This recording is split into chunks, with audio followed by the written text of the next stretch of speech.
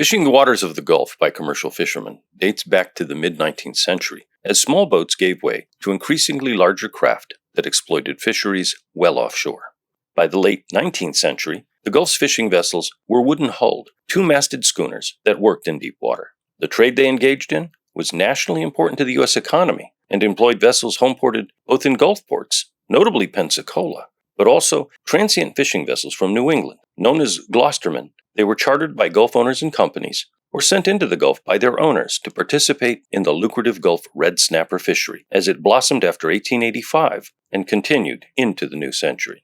As late as 1937, these fishing schooners were part of America's lore and legend, including a feature role in the MGM film Captains Courageous, starring Spencer Tracy. From this once vast fishing fleet, only two historic vessels remain afloat and sailing.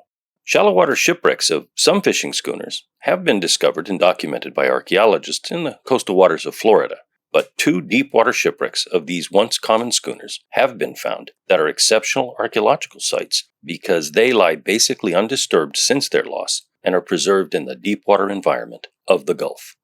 One of these is known as the 7,000-foot shipwreck because that is its depth in the Gulf. Originally discovered in 1986, the wreck was resurveyed in 2006 and is a tightly focused concentration of artifacts that lie in and around the outline of the partially buried wooden hull. The metal sheathing that once protected the hull below the waterline from marine organisms has helped preserve the form of the ship and its layout, leaving a viewer with the sense that you are looking at an X-ray of the original ship before it sank. Well, the 7,000-foot wreck at the time that was found in the 1980s, probably at the time the deepest shipwreck that we had discovered. It was just shortly after the oil industry began exploring in deeper and deeper waters. Prior to that, most of the wrecks that we were aware of were actually on the shelf, under 300 feet. So this one was quite extraordinary at the time because it was 7,000 feet deep. This is a fishing schooner of the late 19th century.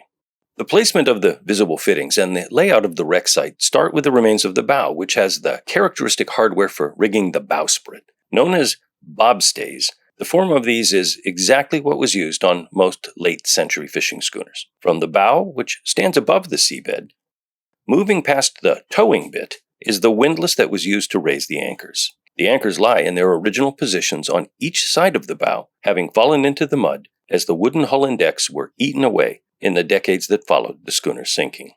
Behind that, an open space in the mud is where the foremast stood, and a companionway or a hatch with a steep wooden ladder that led below to the forecastle, which included the galley where the crew ate and their bunks. The cast-iron galley stove and the remains of a wooden water cask, known to sailors as a scuttlebutt, lie in the mud. Moving further back through an open expanse of the outlines of the main hatch, the stub of the mainmast, the area of an after hatch, and an elevated, now eaten-away cabin house with scattered fittings and fastenings, we finally reached the remains of the steering gear. The wheel is still in place, cast iron and mounted so that a single person at the helm could steer and watch the sails as the schooner cut across the water. What lies buried in all of that mud was once below deck, where the hull was divided into three areas by two bulkheads. One, the large fisherman's forecastle, in which the crew berthed, cooked and ate, and a midship's fish hold, and the stern cabin, where the captain and mates lived and ate. Because it was not a coastal vessel, likely. It was so far offshore, it was likely not pursuing coastal fishing. It was offshore, deep water fishing, and that might have taken a more specialized crew and abilities. So it's thought that this perhaps originated out of perhaps the Northeast and sailed into the Gulf to fish and then returns. There's a certain irony to the fact that this one-time hunter of fish now rests deep as a habitat for the hunted, but also a reminder that the deep sea is one of the great museums of humanity's maritime past.